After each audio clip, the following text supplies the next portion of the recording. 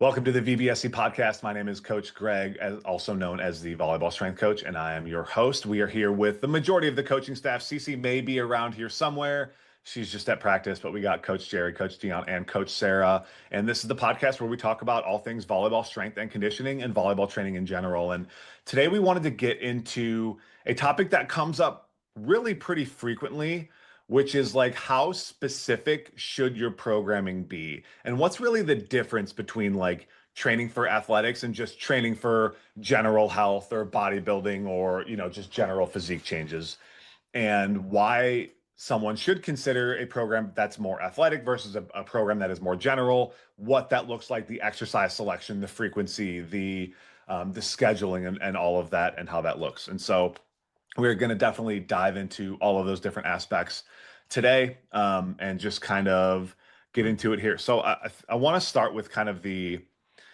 let's start with the big idea of that, like, especially with volleyball players, lifting weights and everything like that is becoming much more popular. People are understanding they have to do it, that you can't just go play volleyball and hit your volleyball peak. And so I want to start off with the idea that doing anything is going to be better than doing nothing. So if you're going to the gym and you're doing something, even if it's not the optimal volleyball program, it's better than doing nothing. So like, I don't want to dissuade people from going to the gym and doing things because it might go against what we say. Something is going to be better than nothing. But at the same time, if you're listening to this podcast or if you follow us on social media, you are most likely looking to optimize volleyball performance, like jumping higher, hitting harder, injury prevention, all those type of things. And so getting into that, I want to say that I think the biggest thing you have to think about, where it's like, well, should my workout program look like volleyball? Like, how specific should my program be? The biggest consideration is how often you play volleyball. And so I like to say specificity is based on frequency. And that's the specificity of your workouts is based on your volleyball frequency. So if you're playing volleyball 3 or 4 or 5 times a week, your workout programs should be very general. We have a lot of people, like, I'll post on Instagram like different schedules and things like that, and people are like, well, I play every day. And it's like, okay, then your workout program is going to be very general. It's like squat, hinge, push, pull, core, shoulder accessory exercise. But if you're like me and you play like once a week, maybe twice a week, maybe once every other week, then your workout program needs to be a lot more specific, because you have to like hit these different athletic qualities that you're not getting because you're not playing volleyball as frequently, like the rotation and the shoulder draw and the approach jumps and the arm swing mechanics and those type of things. And that's also meaning that you are physically prepared for volleyball when the time comes for you to do that one thing. You have those impacts, you have that muscle memory built in. And so it's really up to you to decide. It's like, okay, how often are you playing and how specific do you make it from there? So I want to just go around and get some thoughts from you guys, because we have like a lot of different personal experiences with this. Dion, playing indoor professionally, I mean, you played what, 2 to 3, maybe 4 times a week? Like, how did you structure your specificity, or like, what did you do for your programs there, and how specific were they?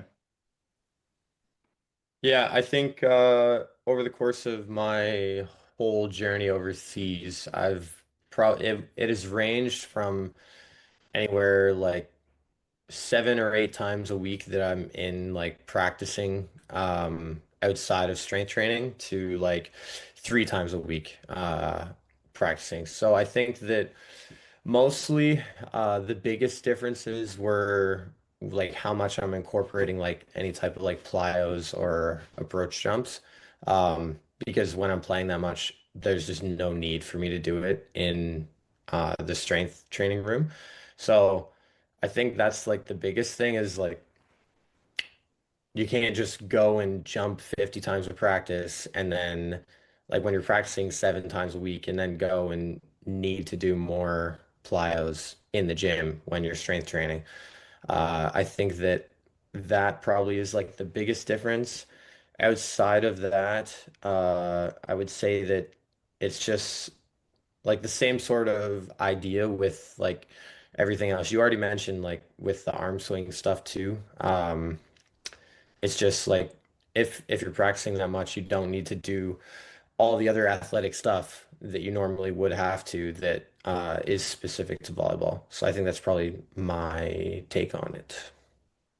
Yeah. Yeah. And again, it just comes down to frequency, right? Like sometimes we have gotten some people who are like, oh, I thought this program would like look or feel more like volleyball, right? When they're, in our maybe because it might even be just like a GPP program when a client first starts or something like that. It's like, yeah, it's just not really the point right now. Like your program doesn't have to look or feel like volleyball to help you become a better volleyball player because there's really like there's opposite ends of the spectrum that you'll see with a lot of people on this and a lot of different strength coaches and everything like that. I don't know if you guys saw that there was a post recently where like the it was like a trainer working with a girl and she was laying on her stomach on the ground. He was kind of sitting on her feet and she was like arching up and like spiking like a medicine ball on the ground. And it's like I can see how that could potentially be beneficial, but I hate it. Like I think there's like way more like anytime you're hitting into an object that is not moving, like you're putting a lot of things at risk with that. And it's like, is that um changing your mechanics in a way that is going to lead to bad habits? Like it reminds me when I was in grad school and I was like doing one of the teams we would work with, we're like the golf teams, and we actually didn't do any rotational work with the golfing athletes. I don't know if this is still, what people believe or whatever, but at that time they're like, we don't want to do any like med ball throws or rotational work because the fine detail of their swing is like so detailed that we don't want anything we're doing in the weight room to negatively influence that. So it's like if what you're doing is in any way going to like for the, in the goal of being specific, it's if it's negatively influencing your mechanics, then it's not going to be good. It's like if people do like med ball slams and it's like really heavy and they're like not even slamming or like they're just like using their arms and they're not like sequencing like you would with volleyball, like that's not, it's potentially detrimental to what you're doing as opposed to helpful. So I think when we're looking at specificity, that has to be a very conscious thing on what we're doing, um, that we're not making it worse. So I know Gerry, because you've got some of the coaching aspects, and Sarah, I want to bring this up with you because you have the younger athletes too, where when you've got these athletes who are like, you know, in season or playing, like, did you notice a difference, or is there something you guys would do differently for like when they're playing more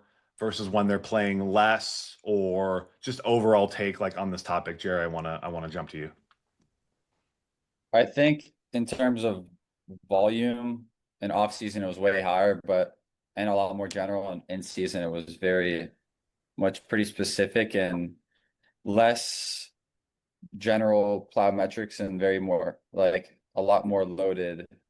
Like they're jumping like this is talking about like FSU and those girls.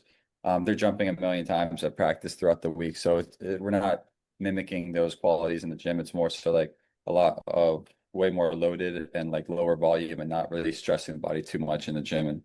And so we can go out and practice after that. Like, because they'll lift for an hour and a half and then go straight to practice. So it's not so much, it's kind of more of a priming and all that.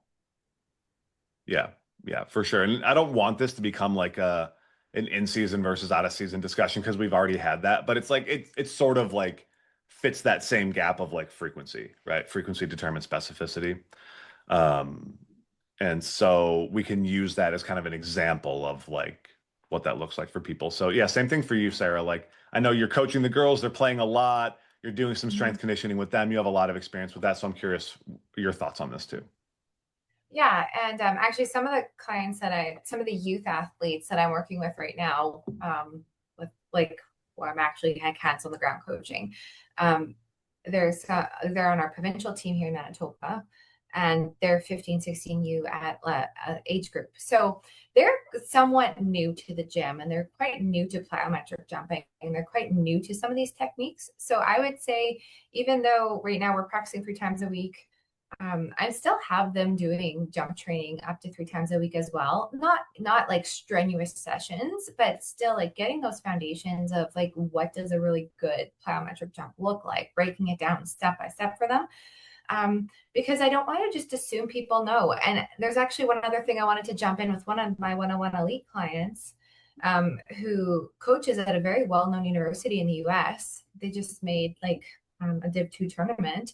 And so he came to us and he's like, I need a good program. And I'm like, well, don't you have like an athletic coach with you on the team? He goes, yes, but he's so busy and he just gives general programs to all our athletic departments.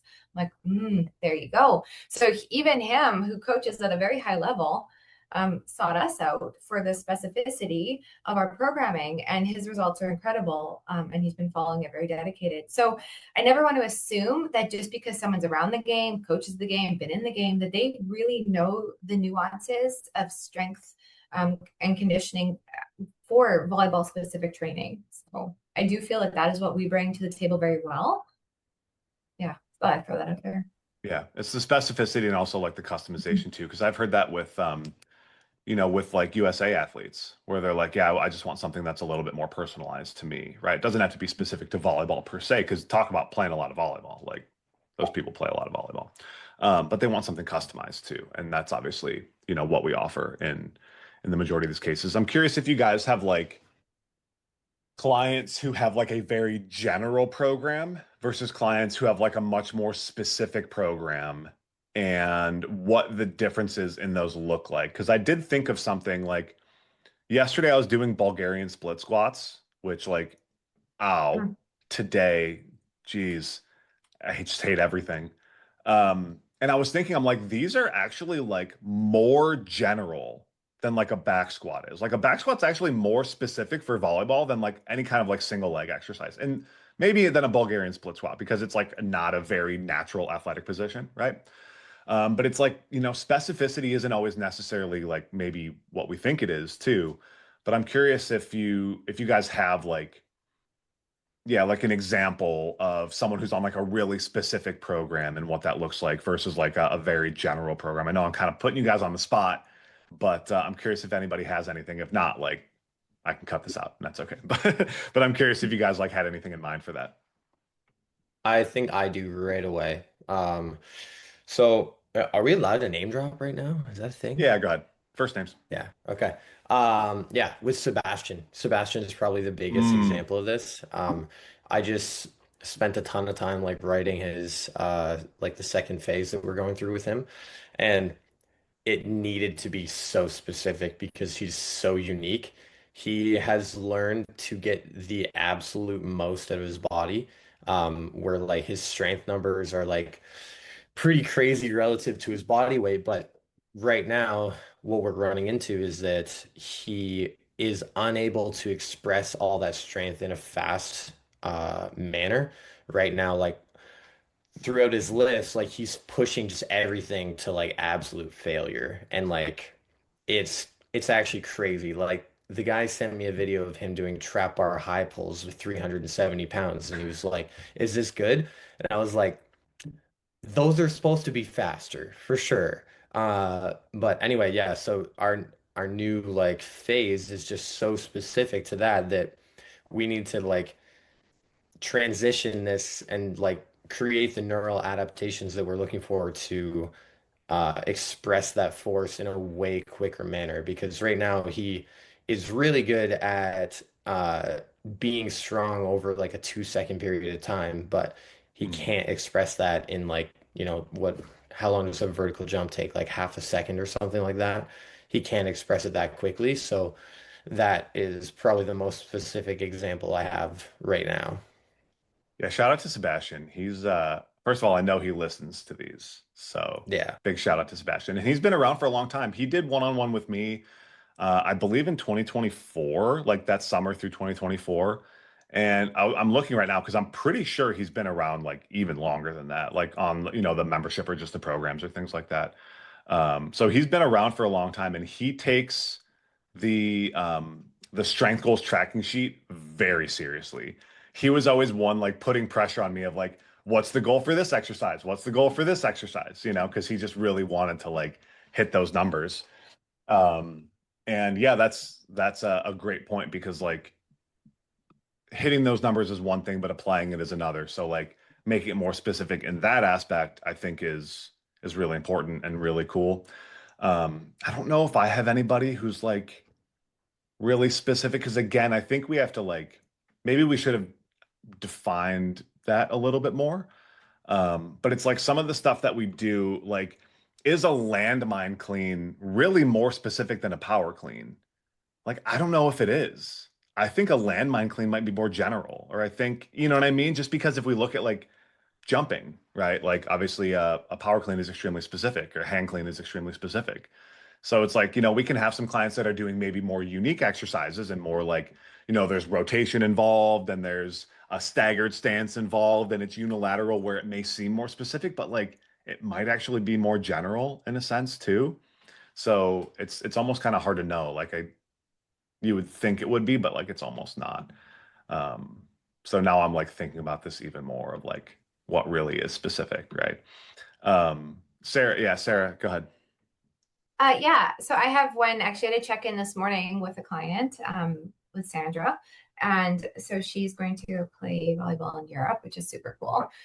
And so she's doing a more general program, kind of Monday to Friday, not with us. And it's almost a little more, almost CrossFit. There's there's WODs, daily WODs that she's doing, a lot of strength and explosive power she's working on. And then on the weekends is when she does her VBSC. And she said she just loves how the VBSC is more volleyball specific, whereas in kind of like her WODs is kind of like her just general strength and like overall kind of getting her endurance back up. And so she just made that comment how she just loves like the rotation and the arm work and the jumping that is in the VBSC stuff. So it's a bit of a blend she's doing, but it's working really well for her. Yeah, this is something I was just thinking about too, where it's like, especially because we primarily work with adult athletes, like most adult volleyball players can get way better from just becoming more generally athletic. And, it's like get stronger, get faster, get better cardiovascular endurance and like conditioning, right? And it's like if you can if you can just like level up those specific qualities, you're going to be doing a lot better than a lot of people who play like recreational volleyball, right? Even if we look at something like, we've talked kind of back and forth on having like a timed mile test for our clients, just so we can look at increase in like cardiovascular endurance, where that's not a very specific thing for volleyball, but it's still like a good general athletic quality for a human being to have, and just an athlete in general to have. And I think this could kind of lead in the conversation. Maybe we can finish off with this aspect of the topic of like how we program those things, right? So over the course of a year, or let's say you want to, get ready for a specific tournament, like how does the general to specificity work for that? Because that is kind of what we look at a lot of times, is like we start more general and we get more specific as we go. And so we can even use the example of like, let's say I want to train for Wapaka next year. I know we've been talking about this a lot, but it's like a big tournament. It sort of can be like a foundational piece of the year. It's like, I want to peak for Wapaka. And so I've got 12 months to do that.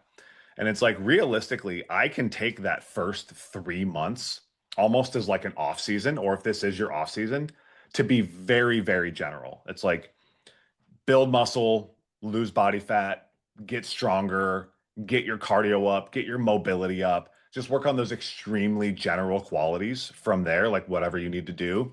Not necessarily looking at power production, not necessarily looking at arm swing mechanics, but it's just increasing your GPP, your general physical preparedness, right? That's why we call it that. And then it's like you can do that for probably up to 3 of those 12 months if you really wanted to, if you want to go through like a single cycle, right? And then at that point, you could start to get things like maybe a little bit more specific. So it's like then we can go through our triphasic training, where it's 3 weeks of eccentrics, and things are getting like a little bit more specific in there. Maybe we're adding in some power cleans. Maybe we're, increasing our jumping volume a little bit. Maybe we're starting to look at, some things that are a little bit more on like the power production side of things. And then we do 3 weeks of isometrics, with the pause reps, that type of stuff. Another maybe month of like just more, let's say we go to like complex training, And it's like when we get to complex training, that's when things get a bit more specific, right? That's when we're focusing on moving the weight quickly, rate of force development. We're focused more on increasing plyometric volume, right? Because we're trying to prepare for that. And then, maybe leading up to the tournament, it's like we're doing like French contrast training or something ultra specific, where it's like we're squatting in very specific ranges of motion. We're doing a lot of approach jumps. We're doing things very quickly. We're doing a lot of plyometrics. We're doing a lot of, arm swing work. Like Dion was sending me videos of like those kettlebell like arm swing drill, right? Which is similar to like if you guys have seen me do like the club swings, like that type of stuff, extremely specific.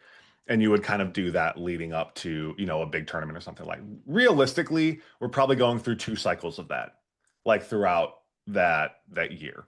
We're probably going like, we have like a 12-week performance block, 2 of those with a couple months of GPP in between. Like realistically, that's probably what we're doing. But it's like you want to use like off-season time is very, I guess we could use a better example too of like a season.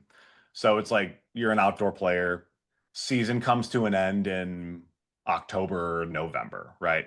And then you've got like December, January, February to be like very general work where it's like you're just getting bigger, stronger, just getting better conditioning, you're getting better mobility.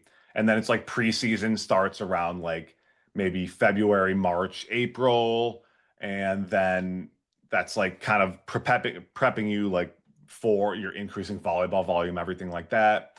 And then it's like, really May, June, July, that's sort of when the season is starting. So you're like very specific leading up to that. And then during the season, again, we're going to be very general. So hopefully that makes sense. It's like you want to start your programming being very general in the off season, and then it needs to get more and more specific and more specific leading up to your in-season time when you're going to be playing the most amount of volleyball, at which point it does become more general because you're playing the most amount of volleyball. So it's a tough kind of balance, between those 2 things, because it's like you want to get more specific leading into more playing, but then the more you're playing, the less specific it gets. So that's why it's like, well, that's why our job exists, and you should hire us to coach you because we have it figured out and we can just do that. So shameless plug for us on our own podcast to hire us to help you, because there's a lot that goes into it. You know what I mean? And it can be very overwhelming to try to figure it out for yourself. So any last minute thoughts or anything like that before we call it a day? Cool. Everybody's shaking their head no. I don't think you guys can see that because it's just looking at me. But that's a good one. If you guys have any questions, leave them down in the comments. If you are listening to this on all podcasting platforms, please subscribe to the podcast. This is episode 18, might be episode 18. We're cruising. We've been pretty consistent lately. If you're watching this on YouTube, please subscribe to the channel, drop a like on the video, drop a comment down below. If you have a topic for a podcast, always appreciated to have a topic kind of going into these. And we want to know what you guys want to hear about, right? Like us picking the topics is cool, but we want to know what you guys want to know about. So drop a comment down on the video, let us know. And otherwise, we will see you next week.